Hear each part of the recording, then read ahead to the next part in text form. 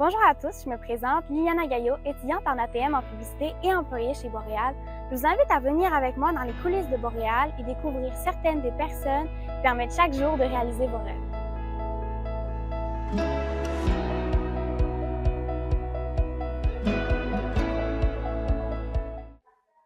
Boréal, c'est une entreprise qui a plus de 12 ans de vécu. Pour ça qu'avant même de s'intéresser au présent ou même au futur, il faut retourner aux racines de Boréal. Et qui est mieux placé pour ça que Patrick Gérard, le PDG et un des fondateurs. Je me tourne vers toi, Patrick. Déjà, bonjour à toi. Bonjour à toi. Est-ce que tu me permets de te tutoyer? Aucun problème avec ça. Parfait. Rapidement, est-ce que tu pourrais nous dire comment est-ce que ça s'est passé, le début de Boréal avec tes frères, etc.? C'était quoi cette aventure dans laquelle vous êtes lancé? Oui, dans le fond, moi, j'avais vendu une entreprise au mois de décembre 2011. Puis en me promenant en motoneige, j'avais vu une reprise de finances de produits Mistook. Puis j'en ai parlé durant un party de Noël à mes frères. Puis ça semblait de quoi qui les intéressait, mais plus de quoi qu'on allait travailler personnellement. Pour se faire des petits bâtiments ou des choses un peu plus style garage. Puis on a décidé d'aller visiter les installations là, en avis de saisie, dans le fond. Puis, on n'a pas ramassé les bâtiments principaux, mais on a ramassé. Puis là, après, ben, quand on a vu le volume d'équipement qu'on avait ramassé, on savait que ça ne rentrait pas dans nos garages personnels. On a décidé de construire. L'été 2012, on a commencé à fabriquer les premiers bâtiments avec l'ancien produit qui était vraiment un bloc de bois massif assemblé en bloc Lego.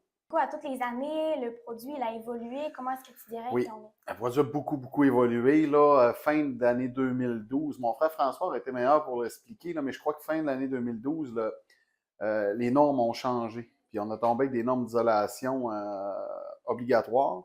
Donc, le produit était plus conforme pour être vendu au Québec ou à d'autres endroits. C'est de là qu'on a travaillé le premier produit thermologue, là, je dirais début 2013. Là. Puis, donc, dans cette aventure-là, vous êtes lancé en famille, ça ne doit pas être facile tous les jours. Est-ce que tu penses que ce côté familial qu'on retrouve encore actuellement chez Boréal, ça fait partie des facteurs qui ont mené au succès de Boréal? Oui, ah oui, ça c'est sûr et certain, là, parce que ça prend beaucoup de compromis les premières années, puis tout, pour réussir à monter ce genre d'entreprise-là. Là. Puis tu sais, on n'avait pas 3-4 chances. Là. Déjà après l'année 2012, en 2013-2014, fallait réussir, là, parce qu'on avait impliqué beaucoup d'argent familial un peu partout.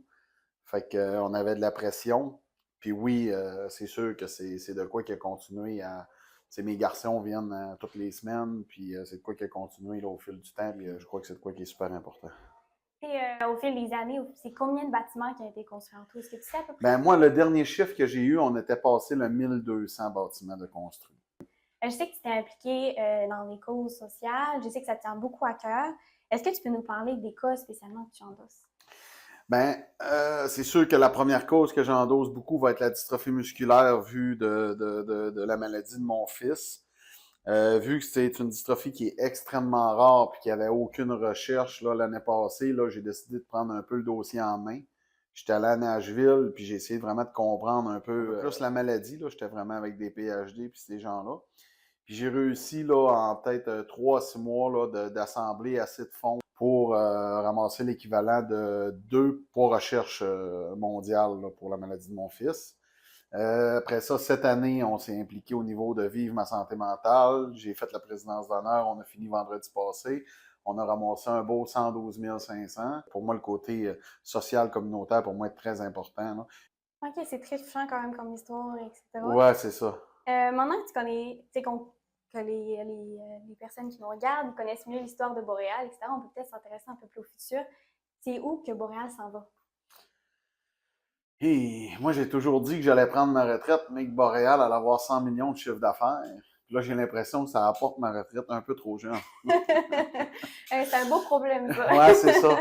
Fait que je vous dirais que pour moi, Boréal, ça n'a pas de limite. Là. J'avais un ancien, quand j'étais pour Mistras, là, j'allais à New York une fois par année. Puis le propriétaire, le président de l'entreprise tournait de là, puis disait que vous voyez bien que le globe il est trop petit pour les gens qui sont ici dans la place. C'est un peu ma mentalité. Là. Tant que ça n'aura pas fait le tour de la Terre, je pense que je vais continuer, puis je vais continuer à aimer ce que je fais. Parfait, écoute, mais Je voulais juste rajouter qu'en tant qu'employée, ça fait quand même quelques mois que je travaille ici. Je peux dire que je suis fière de faire partie de l'équipe. Je veux dire que je pense pas être la seule. Donc, tu sais, je parle un peu pour tout le monde. Dire qu'on voulait te remercier, Patrick, pour le travail que tu fais à tous les jours et aussi d'être là aujourd'hui et puis de partager avec nous. Et ça démontre vraiment une belle proximité de ta part. Bon, ben, merci beaucoup. Écoute, merci de votre écoute et on se retrouve pour un prochain épisode.